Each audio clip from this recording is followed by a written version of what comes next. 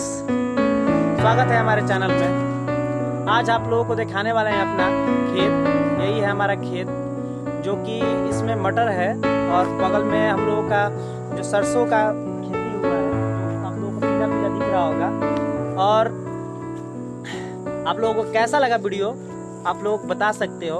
और हमारे अभी तो बहुत ज़रूरत है सपोर्ट का कृपया करके हमको सपोर्ट करोगे तो बहुत अच्छा लगेगा। और ऐसा ही अच्छे अच्छे वीडियो बनाएंगे, जो कि अभी तो क्वालिटी कम है, तो और भी अच्छा बनाते हैं हम वीडियो। तो इसके लिए आप लोगों को सपोर्ट करना पड़ेगा। सब्सक्राइब और लाइक करो यार, करोगे तब ना भाई आपका आगे बढ़ेगा, तब ना आपको बाहर भी दिखाएगा।